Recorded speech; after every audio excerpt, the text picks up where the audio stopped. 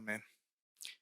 Si tiene su Biblia, le invito a abrirla en Juan capítulo 14. Juan 14, versículo 1 al 14. Juan 14, 1 al 14. Estamos en el último discurso de Jesús en el aposento alto, en esa última cena de Jesús con sus discípulos. Juan 14, 1 al 14. Dice así la palabra de Dios. No se turbe vuestro corazón. Creéis en Dios, creed también en mí. En la casa de mi Padre muchas moradas hay. Si así no fuera, yo os lo hubiera dicho. Voy pues a preparar lugar para vosotros. Y si me fuere y os prepararé el lugar, vendré otra vez y os tomaré a mí mismo, para que donde yo estoy, vosotros también estéis. Y sabéis a dónde voy, y sabéis el camino. Le dijo Tomás: Señor, no sabemos a dónde vas. ¿Cómo pues podemos saber el camino? Jesús le dijo: Yo soy el camino y la verdad y la vida. Nadie viene al Padre sino por mí. Si me conocieses, también a mi Padre conoceríais, y desde ahora le conocéis y le habéis visto. Felipe le dijo: Señor, muéstranos el Padre y nos basta. Jesús le dijo: ¿Tanto tiempo hace que estoy con vosotros y no me has conocido, Felipe? El que me ha visto a mí, ha visto al Padre.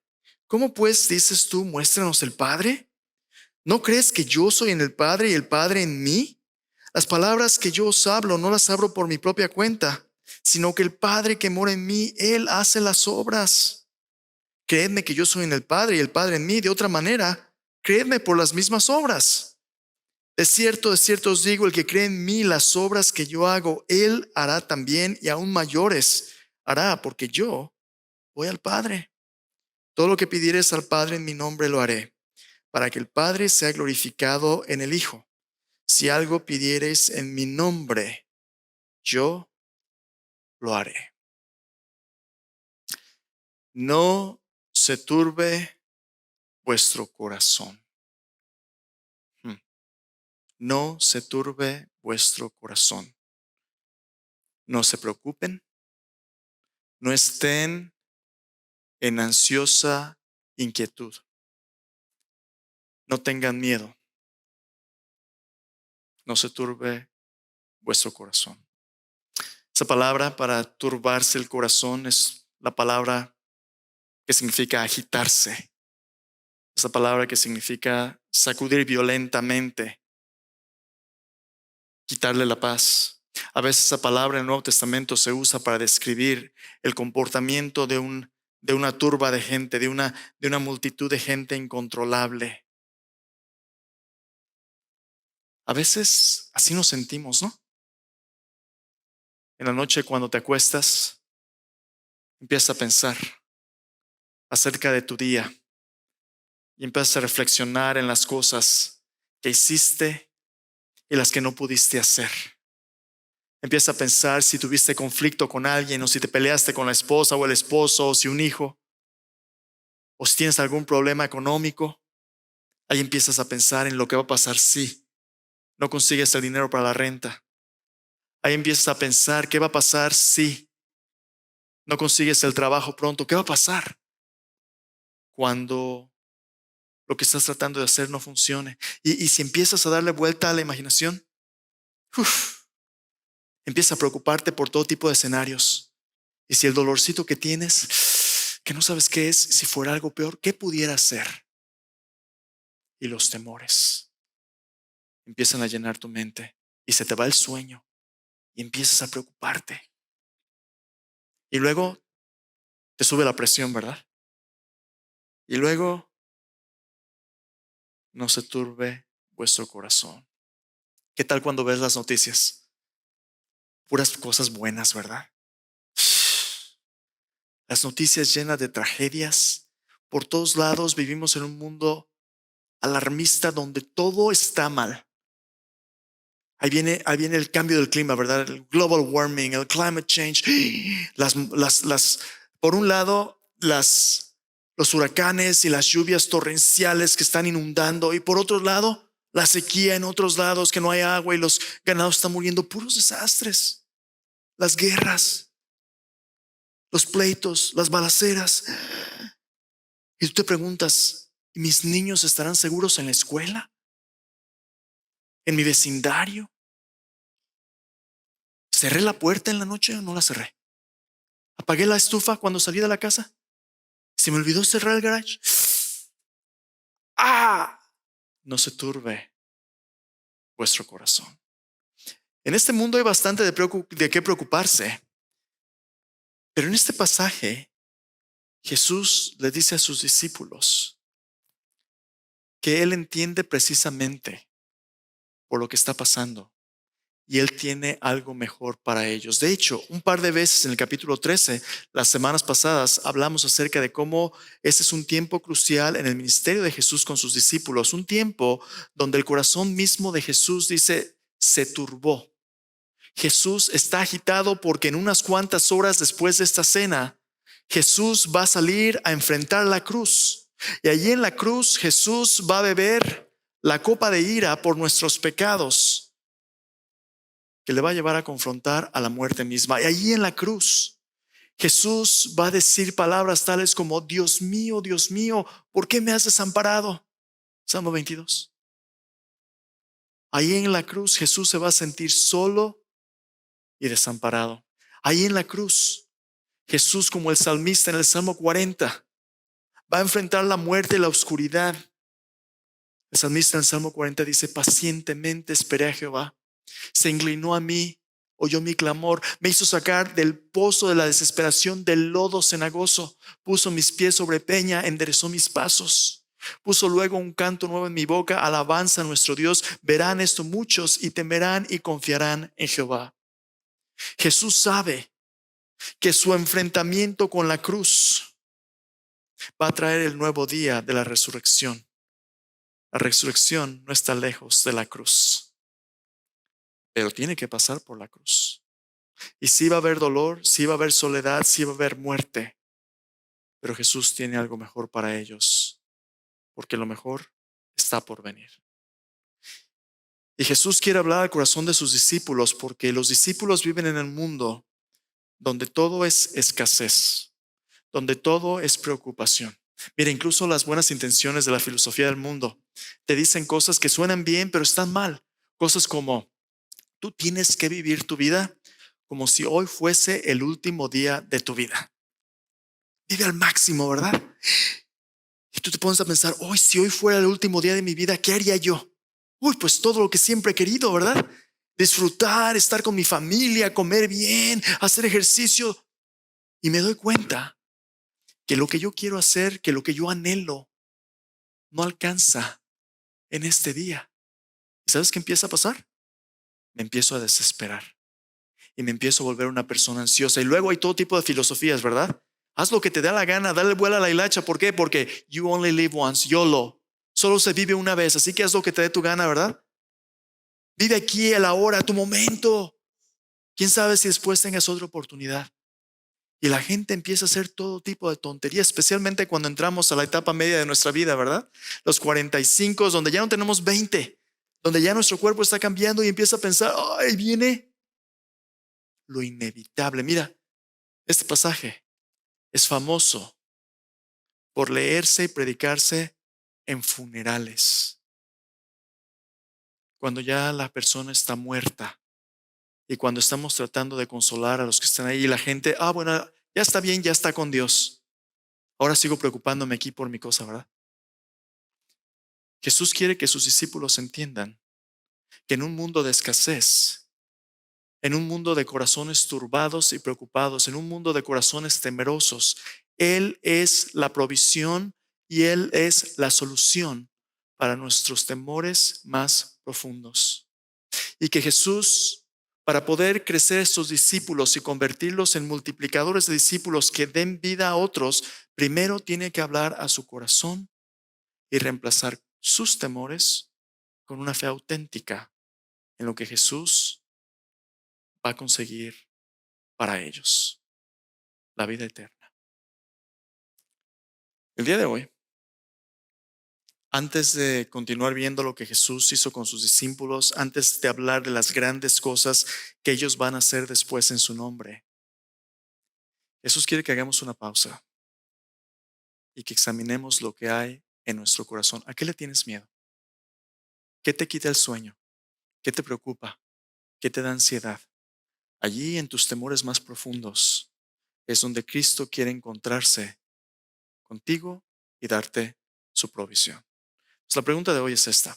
¿Qué es lo que Jesús provee para los corazones turbados de sus discípulos para asegurarles de su suficiencia en la vida y en la muerte?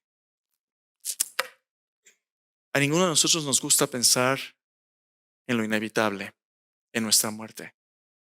Pero la realidad es que cada día que pasa, pasa. Y cada día estamos más cerca de la eternidad. ¿Cómo vamos a vivir esta vida? De tal manera que la podamos vivir para los propósitos eternos de Dios. A lo mejor tú estás en tus 20, tus 15, los 30, estás joven. No te preocupes, ¿verdad? Tienes bastante tiempo. ¿Lo tienes? Mira, el Salmo 20, versículo 7 dice, estos confían en carros y aquellos en caballos. ¿En qué estás confiando tú? ¿En tu fortaleza, en tus recursos, en tu poder militar, en tu dinero? Estos confían en carros y aquellos en caballos, mas nosotros, del nombre de Jehová nuestro Dios, tendremos memoria. Ellos tropiezan y caen, mas nosotros nos levantamos, estamos en pie.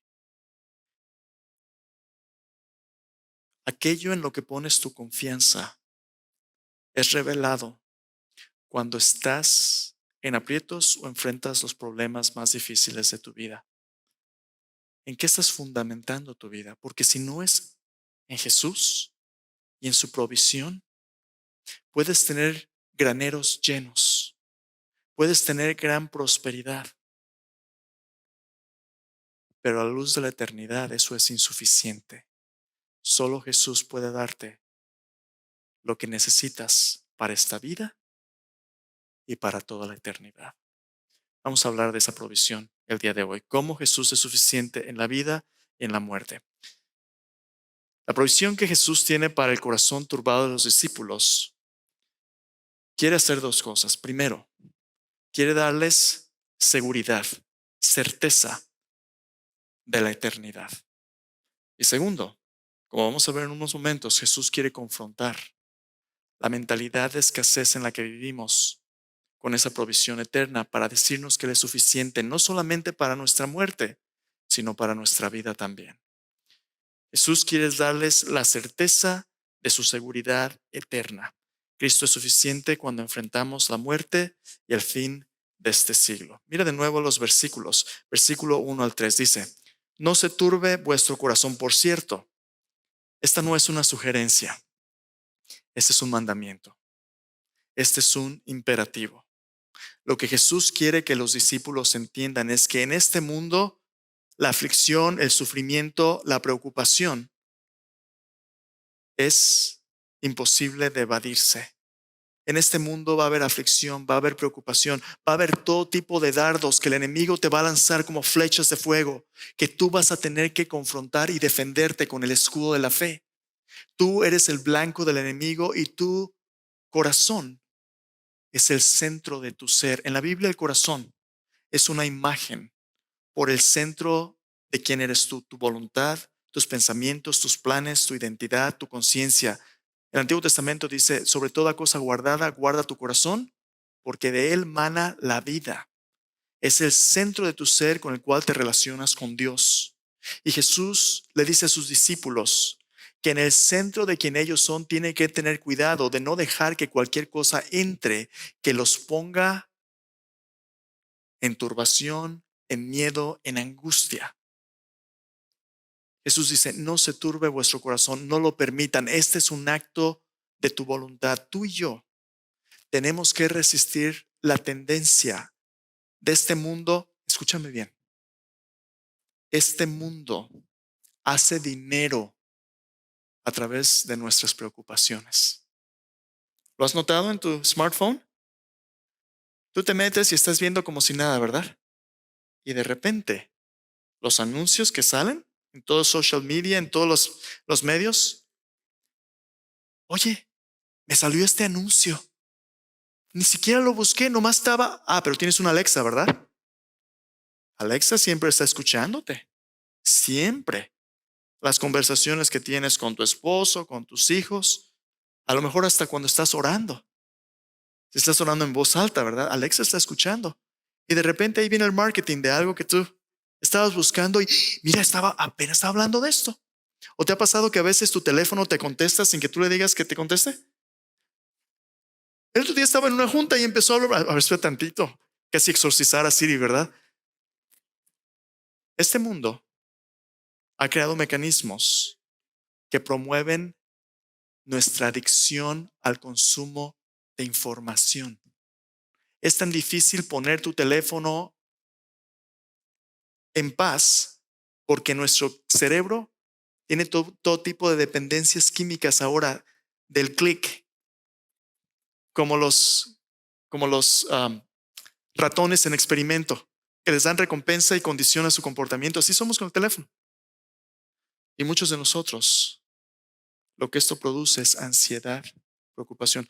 ¿Te has sentido alguna vez mal y te has metido a Google a buscar síntomas?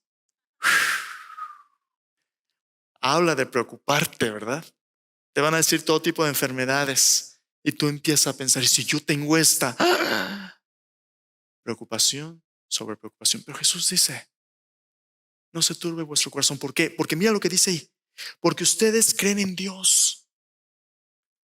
Crean en mí. Jesús está diciendo a estos discípulos que aquel que está en medio de ellos, aquel que se merece su fe, aquel que es digno de su confianza, no es un Dios alejado y etéreo, un Dios de teología, un Dios abstracto. Es un Dios que nos ha amado tanto para venir a esta tierra. Jesús es Dios el Hijo, la segunda persona de la Trinidad, que ha venido a esta tierra a entender y a experimentar, a vivir en carne propia lo que turba nuestro corazón, que Él sabe exactamente lo que es vivir y lo que es morir en un mundo de escasez.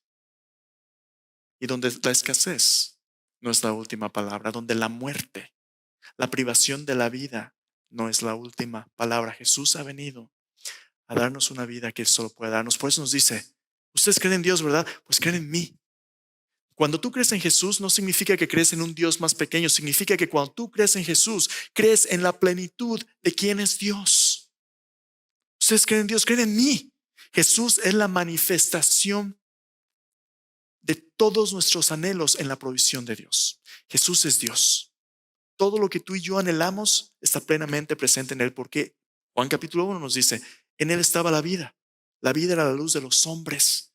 La luz en las tinieblas resplandece. Las tinieblas no prevalecieron contra ella. Jesús es Dios.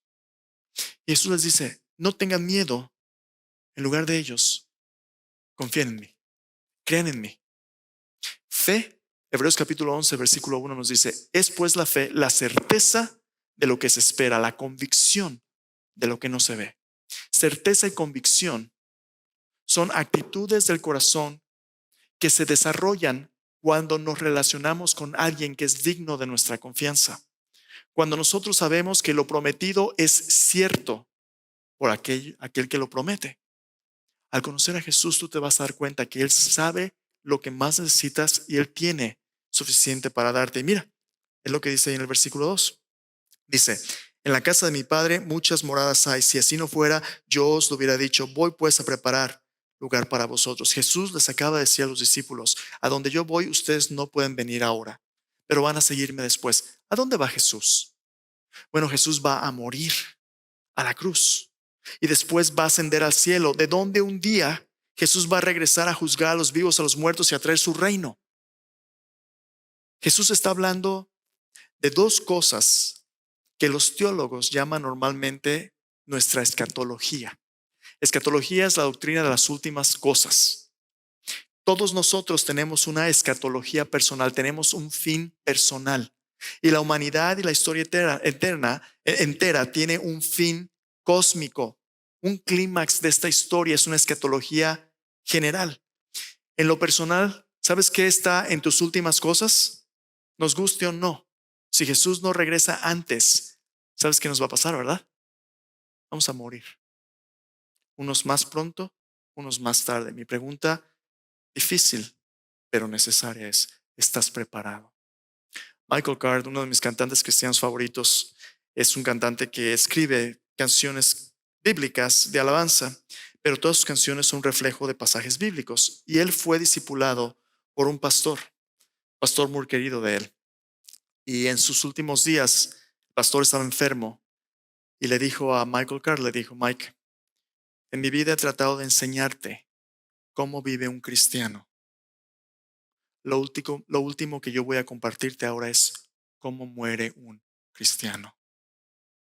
Te voy a enseñar cómo el Señor nos prepara para morir. Tú y yo, inevitablemente, si Jesús no regresa antes, vamos a morir. ¿Qué vas a encontrar del otro lado? Hay todo tipo de temor, todo tipo de filosofías, todo tipo de rumores de lo que hay del otro lado. Vas a pasar por un túnel oscuro y allí va a haber una luz que cuando llegues te va a asimilar.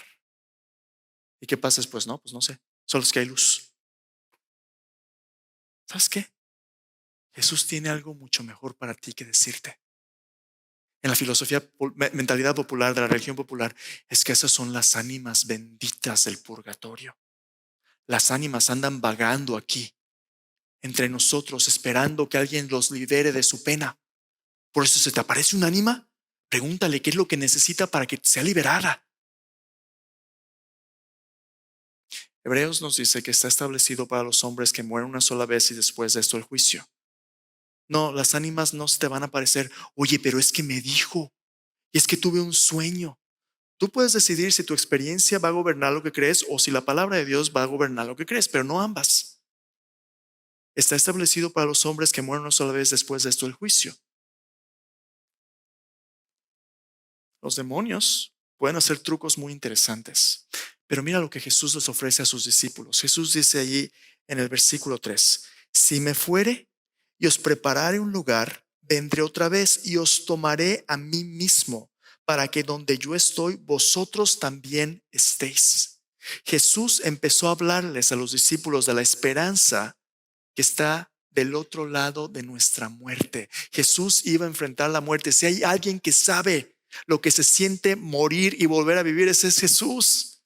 Porque Él resucitó entre los muertos al tercer día y Jesús le promete al discípulo que si tú mueres, tan pronto como tú mueras, ¿sabes quién va a estar ahí esperándote? Jesús. Jesús dice, yo os prepararé el lugar y volveré a ustedes para que donde yo estoy, ustedes también estéis. Jesús, para el creyente, para el discípulo de Cristo, la muerte o la venida de Cristo son la introducción al evento más glorioso de que hemos esperado toda nuestra vida, ver a nuestro Salvador cara a cara. Mira, Pablo después expande acerca de nuestra escatología personal en 2 de Corintios capítulo 4 versículos 7 al 5:10. Escúchame, es un pasaje increíblemente poderoso que expande lo que Jesús dijo ahí. 2 de Corintios capítulo 4 versículo 7. Escucha con atención, dice.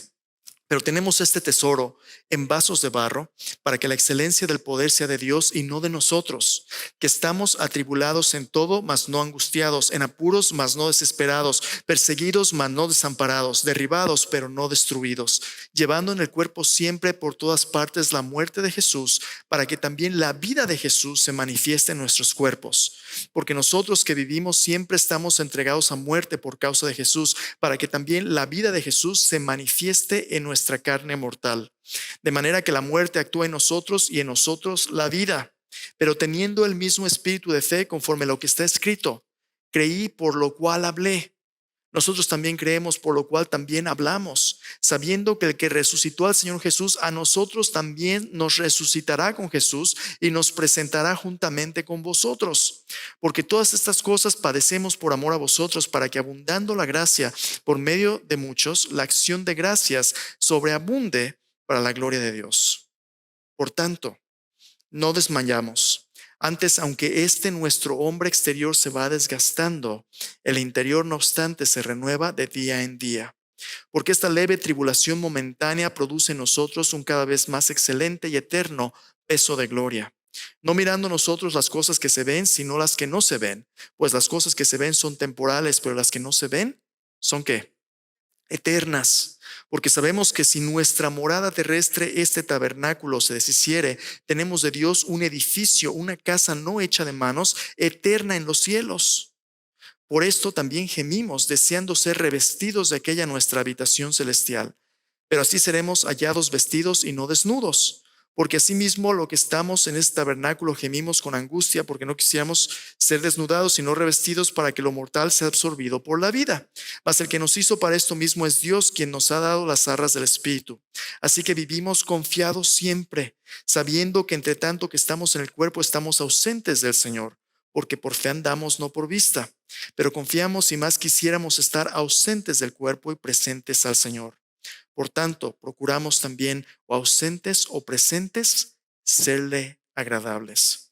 Porque es necesario que todos nosotros comparezcamos ante el tribunal de Cristo, para que cada uno reciba según lo que haya hecho mientras estaba en el cuerpo, sea bueno o sea malo. Un tribunal, hermano, en el Imperio Romano era el lugar donde los que competían en los Juegos Olímpicos, en los Juegos de atletas, los ganadores llegaban al tribunal, al estrado, y donde eran recompensados por un trabajo, una competencia bien hecha. Tú y yo vamos a un encuentro con Cristo, donde Cristo va a recompensar a cada uno según su obra. Este no es un juicio como el juicio del gran trono blanco en Apocalipsis de condenación. Esta es una celebración donde en Cristo encuentra a los suyos, porque Él ha estado aplaudiendo la manera en que vives para Él, porque Él viene con su recompensa, porque Él viene a encontrarse con aquellos que creen en Él. Cuando un creyente muere, no entra a lo desconocido, encuentra al que le conoce a Él, Cristo Jesús. Esa es nuestra escatología personal, hermanos. En Romanos capítulo 14, versículo 10 y 11, Pablo dice: pues si morimos, para el Señor morimos, y si vivimos, para el Señor vivimos. Así que ya sea que vivamos o que muramos, del Señor somos. Somos del Señor. Jesús dijo: mis ovejas oyen mi voz, yo las conozco y me siguen. Dice: nadie las arrebatará de mi mano. Mi Padre que me las dio es mayor que todos. Nadie las puede arrebatar de las manos de mi Padre. Tú y yo estamos en las manos de Dios. Esas son buenas manos. ¿Sabes por qué? Porque las manos de Jesús fueron traspasadas por unos clavos del tamaño del mundo. Y esos clavos no lo pudieron detener muerto en la cruz. Jesús resucitó y al tercer día le mostró a sus discípulos sus heridas. Había cicatrices, pero cicatrices sanadas, que Él todavía tiene para recordarnos de su amor. Él sabe lo que se siente sufrir. Por eso Jesús dice: no se turbe su corazón, no tengan miedo. Yo sé lo que hay del otro lado, yo he hecho provisión para ti.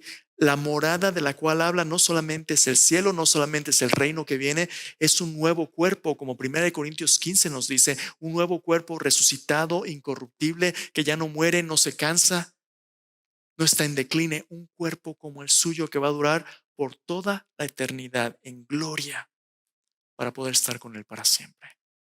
Jesús es suficiente para nuestra muerte. Los discípulos estaban tristes porque Jesús les había dicho que Él iba a morir. Algunos habían dicho: Señor, como Pedro, mi vida voy a dar por ti. Jesús les dijo: yo sé que tú tienes buenas intenciones, Pedro, pero hoy no va a cantar el gallo sin que tú me niegues 3 veces. Tus buenas intenciones no son suficientes. ¿Sabes por qué? Porque solo Cristo es suficiente. El antídoto para un corazón preocupado, turbado y temeroso es un corazón que se rinde a Cristo en fe.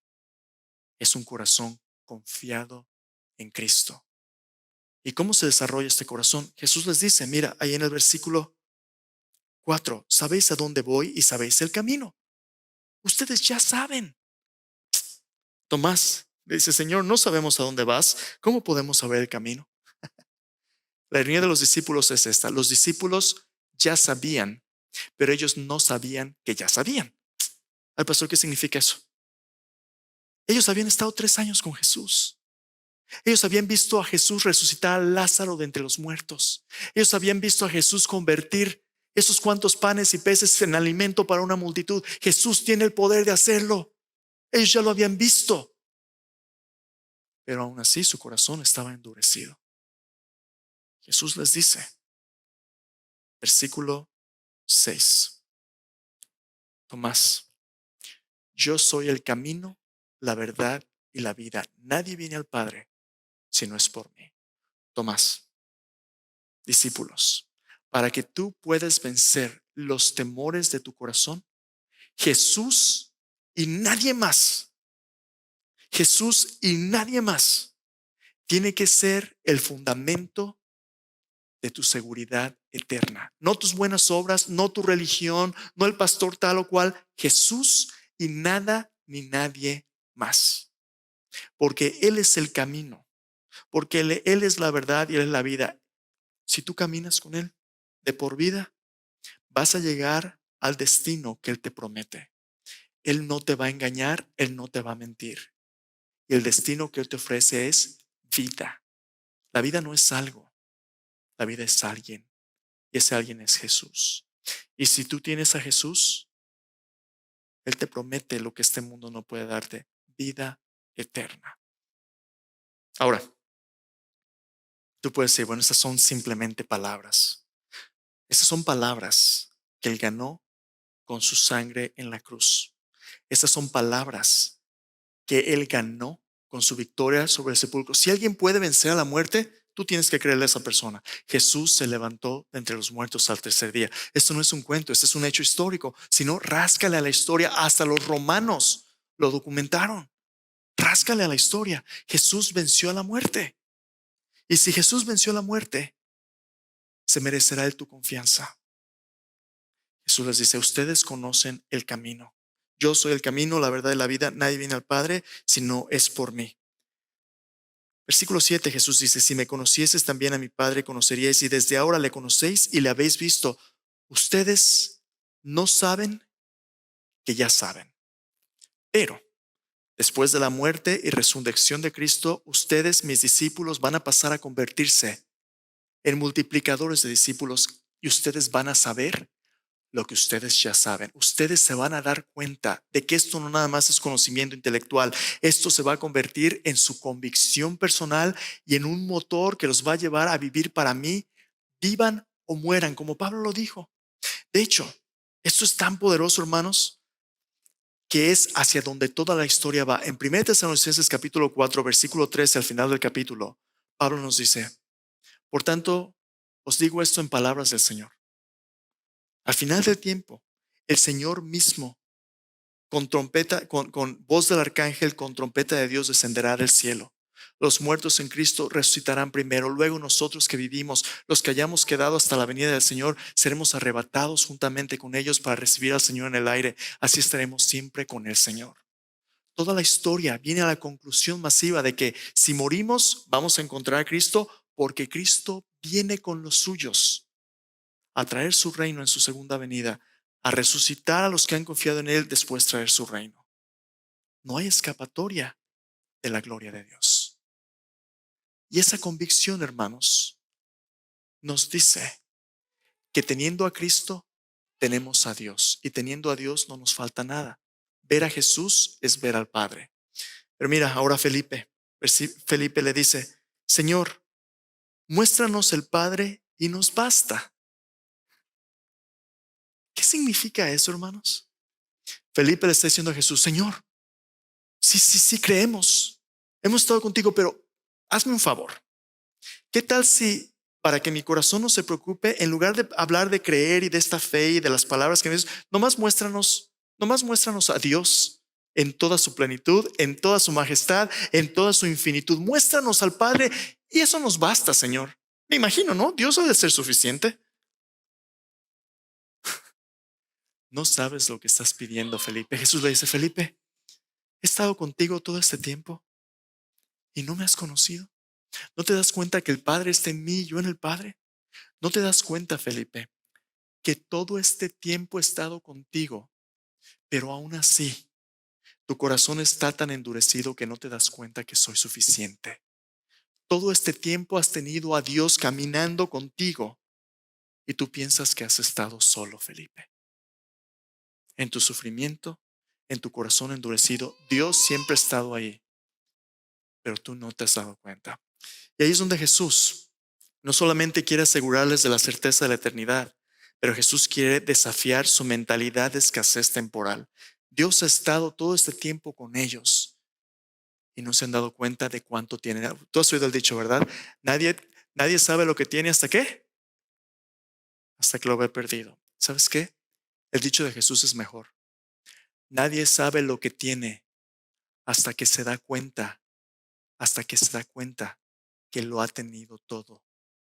Todo este tiempo ellos han tenido a Dios con ellos y no hay nada que pueden hacer para perderlo. Tú y yo, a veces el enemigo quiere atemorizarnos diciendo, pórtate bien porque si no vas a perder tu salvación. Tu salvación ni se pierde ni se gana. Depende de lo que Jesús hizo por ti y está segura en Dios. Romanos capítulo 8, versículo 1 nos dice, ahora pues no hay ninguna condenación para los que están en Cristo Jesús. Ninguna.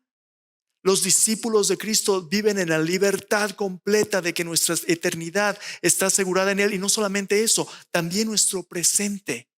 Cristo ha provisto para que no solamente Cristo sea suficiente en la muerte, sino también en la vida. Los discípulos estaban tristes porque después de estos 3 años de estar con Jesús, de beber del agua de vida todos los días, de estar con Jesús, ellos habían vivido la vida de Dios. Y Jesús les dijo, yo me voy a ir, los voy a dejar solos. Vivir sin Cristo en esta vida para ellos era insoportable. Pero Jesús les dijo, sí, yo me voy a ir, pero no los voy a dejar huérfanos. Jesús empieza a ver en estos discípulos un movimiento de multiplicadores de discípulos que serían capaces de dar vida a otros. Y les dice, muchachos, ustedes van a hacer cosas mayores que las que yo vine a hacer. En estos 3 años, a través de ustedes Dios va a hacer mucho más de lo que pudimos hacer en esos 3 años. Ustedes van a continuar con mi vida, pero no solo para ustedes, sino para compartirla con otros. Pídanme lo que quieran. Pídanme lo que quieran porque yo voy al Padre y yo los voy a contestar. ¿Qué te preocupa? Te voy a decir. ¿Te preocupa lo que tú necesitas y tienes miedo a no tenerlo? ¿No? ¿La pérdida de un hijo? ¿La pérdida de una salud? ¿El no tener dinero? ¿Qué te preocupa? Lo que te hace falta y lo que te da miedo no tener. Pues Jesús te dice, pídeme porque no vas a estar solo. Pídeme porque yo soy suficiente no solamente para la muerte, sino para esta vida. Jesús les dice, mira, si no me crees a mis palabras, créeme a mis obras. ¿No te he demostrado ya que sustento y abrigo no te va a faltar? ¿No te ha demostrado Él ya que en medio de los dolores más grandes de tu vida, Él va a estar allí? Confía en Él. Confía en Él porque Él viene. O si nosotros vamos, ahí va a estar esperándonos. Confía en Él porque cada día que tú vives aquí tienes trabajo que hacer. ¿Y sabes cuál es tu trabajo? ¿Cuál es mi trabajo? Continuar sus obras. ¿Cómo? Confiando en Él. Voy a dejarte con esto. Algunos discípulos viven su hoy como si hoy fuese el último día de sus vidas. ¿Has oído esa filosofía? Por favor, arráncala de tu corazón. Vive hoy como si fuera el último día de tu vida. Es una filosofía de desesperación. Mira, yo fui al médico hace una semana y cada vez que voy al médico me toman la presión. ¿Te han tomado la presión? Con el aparatito que se infla. Cada vez que oigo ese aparato del demonio me pone ansioso. Me pone ansioso. Nada más pensar que me van a tomar la presión me eleva la presión. Nomás de pensar. Estoy empezando a sentirme nervioso. No duele, no hace nada, pero me pone nervioso. Cada vez que me toman la presión por primera vez, cuando llego a la oficina del dentista o al médico, mi presión es 173/130. Se me quedan viendo, oiga, usted está a punto de tener un infarto. Le digo, no, es que estoy bien nervioso. A ver, deme chance, deme una bolsita de papel para respirar. Y ahorita se me baja, nomás tómela otra vez. Me la tomo otra vez, ya baja a 120. Me toma unos 5 minutos tomarme la presión, pero me la tomo seguido porque el médico quiere ponerme medicamento para que se me baje la presión. Pero no lo necesito, porque mi presión normal es normalmente como 120 sobre 80, 79. Es normal. Si me ponen el medicamento nada más porque me pongo nervioso con aquello con lo que lucho, con preocuparme, voy a darle al traste. ¿Por qué estoy diciendo esto? El enemigo sabe de qué pie cojeas y sus dardos de fuego son efectivos. Tú tienes que dejar tus preocupaciones en Cristo, pero tú tienes que saber qué luchas tienes tú. No te tomes cualquier píldora nomás porque se oye bien. Asegúrate de que las soluciones que buscan reflejan lo que enseña el Señor. Ahora, no te estoy diciendo que no vayas al médico, sí ve al médico, pero no nomás porque alguien te dé una opinión, significa que eso es mejor. Esta filosofía de vivir como si hoy es el último día de tu vida es destructiva. Tú no vives como si hoy es el último día de tu vida, tú vives como si hoy, como discípulo de Cristo, como si hoy es el primer día de la eternidad. Tú vives para Él hoy. Jesús dijo, basta cada día su propio mal. No te preocupes por mañana. Entréguele a Dios tú hoy. Mañana Dios dirá. Todos los días de nuestra vida estaban escritos en su libro. Salmo 139 dice, antes de que fuera uno de ellos. Mañana Dios dirá, hoy tú estás en las manos de Dios. Y así, en lugar de preocuparte, ocúpate en la obra de Dios. Preocuparte, ocuparse antes de ocuparse de nada sirve. Tú ocúpate en lo que Dios quiere, confiando en Él y sirviéndole a Él. Vive como si es el primer día de la eternidad. Si Cristo ya se ha encargado de tu seguridad eternamente, ¿será demasiado pedir que confiemos en Él temporalmente? Pues mira, aquí está la receta. Salmo 31 dice, tú eres mi Dios. Versículo 14 y 15. Tú eres mi Dios. Mis días están en tus manos. Y esas son buenas manos. Oremos. Manos ahí en su lugar, antes de venir a la cena del Señor. ¿Qué te preocupa? ¿Qué te quita la paz? ¿Qué te atormenta? A lo mejor estás pasando por una prueba emocional, una prueba relacional, una prueba física, es tu economía, es tu salud, yo no sé.